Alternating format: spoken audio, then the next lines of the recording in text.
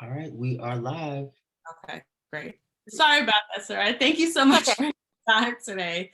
Technical difficulties, but I love the film. I love your role in the film. I wanted to talk about your transition between being a extremely musically talented artist and then going into acting. I know in your Empire role, you were able to incorporate both, which is amazing. It's amazing for me to see as a fan of you. But tell me a little bit, this role was more so heavy in your acting bag, as I say. So tell me a little bit about that transition, like what goes through your head? Is it intimidation or it just comes naturally to you? Definitely there's some intimidation. Earlier on, I think having been on Empire for that amount of time, and being kind of locked into a character and to a schedule, I wasn't able to really do or take many projects outside of Empire just due to the shooting schedule and the demand. So in return to that, I just took my off time when I would, when we finished rapping every year, and I would take acting classes when I was on my off time. And so just sharpening my tool and getting into different characters because I knew I wanted to play other characters. I just wasn't getting the weekly exercise on, my muscle per se, because my character was a supporting character on Empire, but she was mainly a performer, and that's something I also love. Yeah, thank you. So I definitely sharpened my tool a lot throughout the years, and so by the time I got this role, I had some really good tools and things that I could use when I needed to. Awesome. Yeah. Well, I definitely saw that come across on camera, so kudos to you for that. Tell me a little bit about just being on set. I know as a person who's musically inclined turned actress, there's also Kandi, Burruss, the Brat, so on and so forth, which are amazing, iconic artists and now actresses. Tell me a little bit about the energy on set. What was it like working with them? Were they kind of like, giving you that extra boost of confidence that you need? Tell me a little bit about that. Well, you know what? I went into this super, after COVID, honestly, and being in the house for a year, I'd done a lot of growing, right? I'm sure we all did.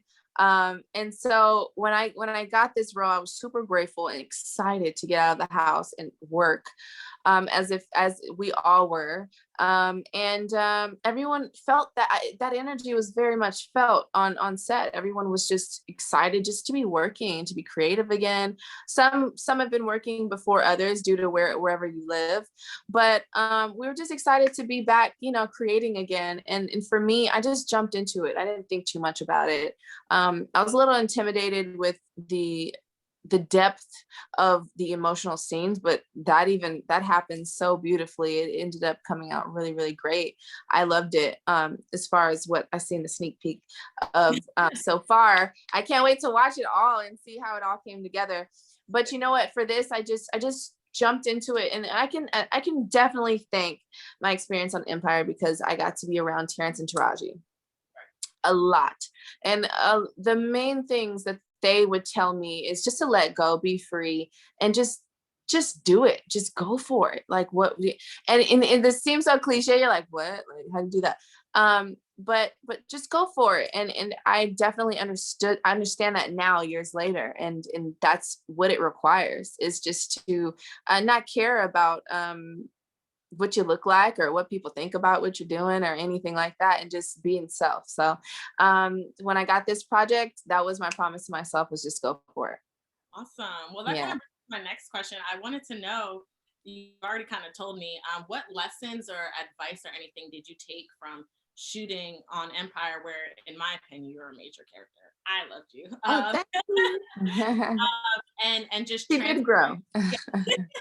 And just transferring that to this set. And I know you mentioned already, they gave you the confidence to just do it. But was there anything else that you kind of just had to tweak just to be able to be so successful on this set?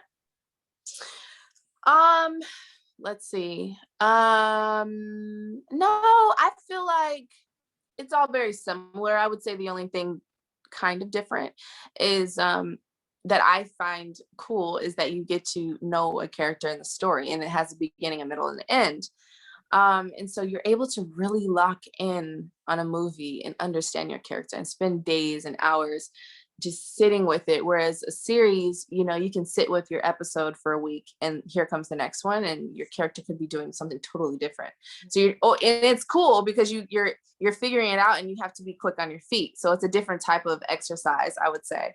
Whereas a movie, you get time to kind of sit with the content and really figure it out. So I think that's the biggest difference for me. But as far as shooting, the only difference is COVID. All the new rules, and you have to stay apart from each other, and you know, you can't really communicate how you used to, and you have to show up for, you know, 3 tests a week. But, you know, we're just doing what we have to do to stay safe for everybody. So it turned out to be really, really great set. I'm so glad to hear that. Yeah. For too much longer, but my last question is, you know, the name of the movie is Envy. Your character is an extremely envious young lady. I kind of just want to tie that to like today's day and age. I feel like envy and jealousy, wanting what others have, kind of like driving 2021, and I hate it. It's just like, who can up one another, who can do better, who can do on and so forth. So just learning your character, as you mentioned, how can, I guess, us as a people and us as a culture be less envious, in your opinion? How can we just go about kind of being appreciative of all what we already have while still striving for more? I say that myself, and I'm glad that you took that message away from it, because I say that is probably the main message I would take away from this movie for the mass of people watching. But as far as my tip on envy, I would just say, you know, the grass isn't always greener on the other side just because you see a picture, you know, or because you see whatever someone is showing you. You know, everyone gets to show you what they want. And that's the part that we tend to forget, but should be pretty common sense. But we forget because all we're looking at is a lifestyle, right?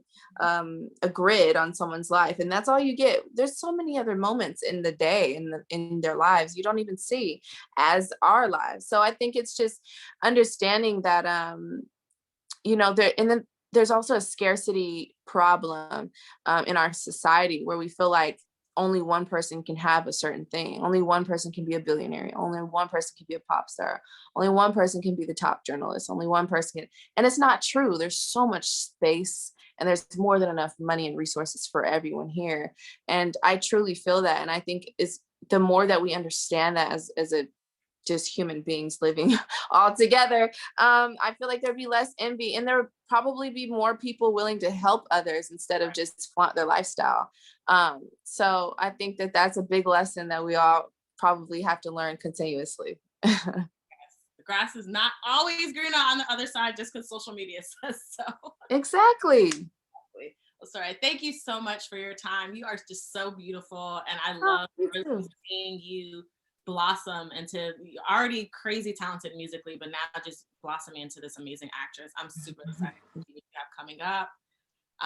Amazing job on the film. I know you haven't seen it all yet, but it's such a good Thank you so much. It warms my heart that you really love it. This is my first lead, you know, film and role. So thank you. I really appreciate it. I'm so excited to see just like blossom. There's so many good things to come to you. So thank you. You too. You too. For your time. Bye. Bye. All right, I will get this sent over to you. I think once you end the meeting, I don't know what is going on with my computer, but I'm gonna figure this out right now. I just didn't want to hold her. But thank you for being there. It happens. Okay. All right. I'll whenever you can send it over. Okay, so I don't have your email, so I'll just send it to Robert. Is that who you were communicating with? Yes. Okay, yeah. So I'll just send this to Robert. Vaughn? I can send it to Vaughn too. I'll just send it to both of them, and then one of them will send it to you. Thank you so much. All right, thanks. All right, have a good day. You too. Bye.